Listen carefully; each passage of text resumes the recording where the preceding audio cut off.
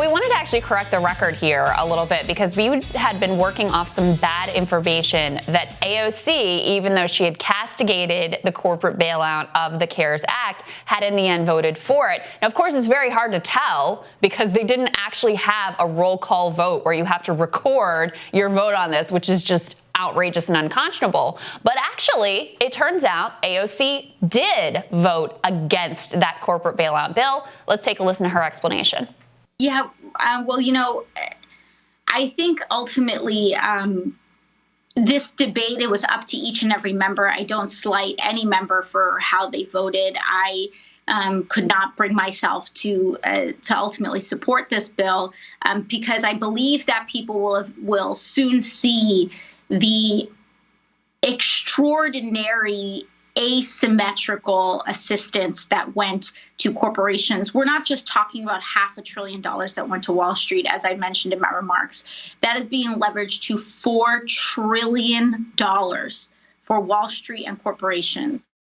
So I give her all the credit there. Yeah. Owe her that correction. And as far as we know, she's the only Democrat who voted against this bill. Come out and said as far as we know, they're actually trying to track, I think it's The Intercept that's doing a project to try to track and figure out, or maybe it's David Dayen, one of our favorite journalists, is doing this project to try to figure out exactly how everybody voted on this bill. It is The Intercept.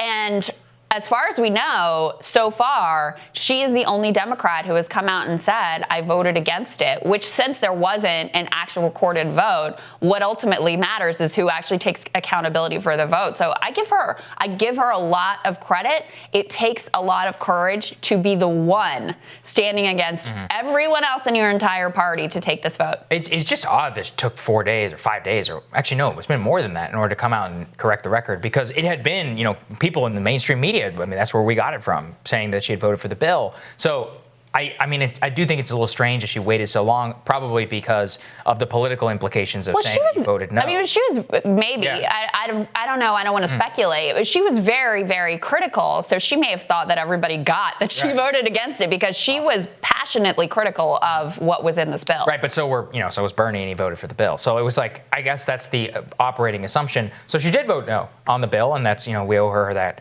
correction. And I'm glad that we could play that here. It is interesting that she did vote no, and that she's talking about it now, and it's possibly a fight in terms of the next bailout negotiation, which is that people have learned at this point that you can't just go along, you got to play hardball with what the next negotiation is beginning to look like, because as we're seeing, Chuck Schumer, Nancy Pelosi are gearing up for their fight, the Republicans are also gearing up for theirs, and they're trying to keep dissenting voices of trying to get higher cash payments or paying people's payroll out of the process. So I commend her in that way, it's now is the time.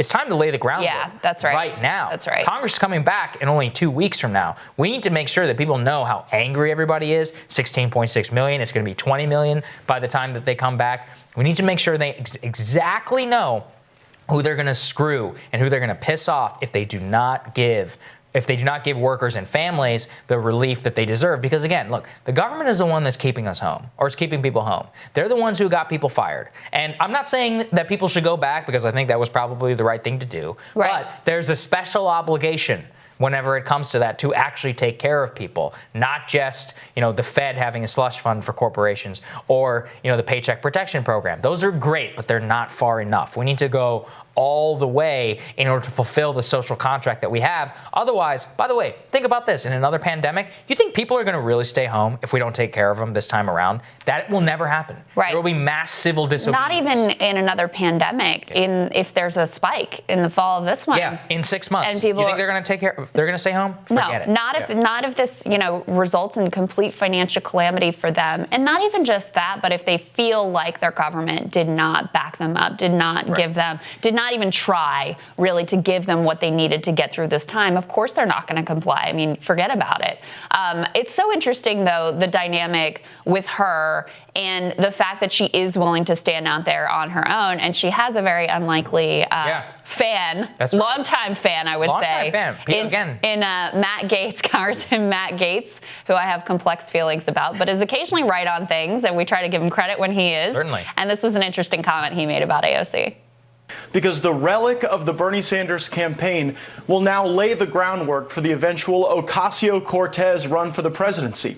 They want people on the platform committee and on the rules committee, because even though Bernie Sanders was not able to drag our country into a socialist revolution, I think he's still trying to revolutionize the Democratic Party for ideas animated most by Ocasio-Cortez. Look, she was the energy behind that campaign really from the beginning, and I think that that's going to be the next move of the progressive left. She is a logical successor in a lot of ways and was obviously an important, probably the most important endorsement that he received throughout the campaign was AOC, who, as we've talked about here, came in when he was in the hospital bed in Las Vegas, had just had a freaking heart attack, and she comes and endorses him, and that's what juices his campaign and gets him to the point where he's at the verge of victory. So interesting that that's how Gaetz sees it. I think he's right, but not in the laudatory manner that he's talking. Which I don't think it's laudatory the way he's talking personally. Okay, I think he's doing, the way I view it is like, oh, this is a terrible thing for Democrats. It's his view that AOC would be next. I actually agree with that. And I covered that in that radar that I did a couple weeks ago, which Jimmy Dore apparently really loved and did a whole thing on.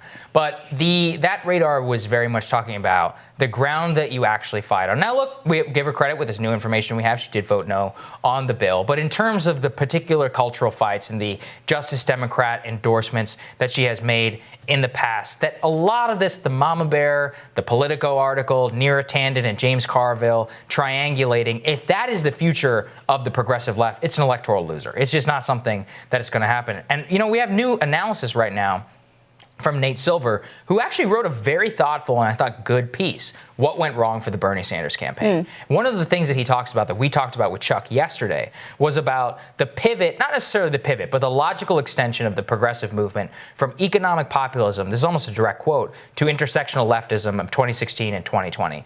Best embodied, I think, in the America ad and then the departure from the America ad in 2020 in that campaign. And that you could see it reflected in the data, which is that moderate whites or working class whites in Michigan who were overwhelmingly for Bernie. Some of that was just anti-Hillary vote, as Chuck said. But some of it was actually based upon his message, in Michigan in particular.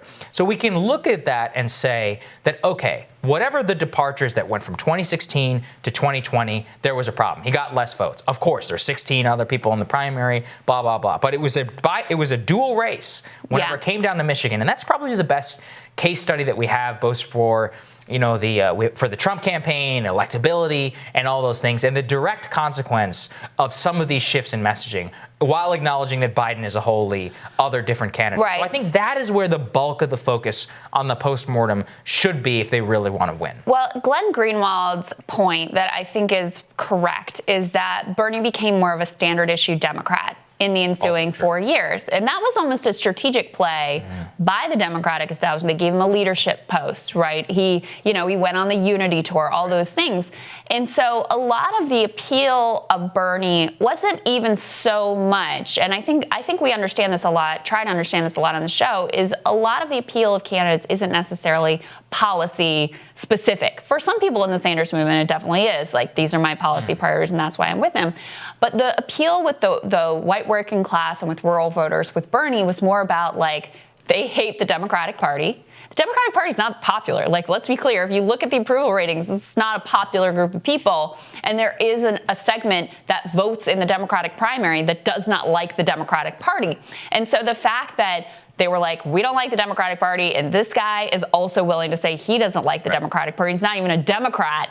That was part of the connection, is they felt that same sense of disaffection from the Democratic Party. And this time, because he adopted some of the Democratic Party lines into, the way he talked about Trump, the way he talked about impeachment, the way he talked about Russia and those sorts of issues, fell very much into the Democratic Party line. And of course, pledging to back the Democratic nominee, no matter who it was, made him appear as more of a standard issue Democrat, which to a certain segment of the population is not an appealing thing. I think it's so well said, because those are, and Aaron Mate has actually been somebody who's been tweeting about this. And to his credit, I think he was a Bernie Sanders supporter, and he's always criticized him on this front, which is that Russiagate, impeachment, talking about the most dangerous president of my lifetime, saying I will always back the Democratic nominee. Of course, Joe is electable against Trump. My friend Joe. That all of those things actually make it so that the people who we're talking about, these working class voters, they don't like the Democratic Party. They don't like the elite obsessions of Russiagate, impeachment,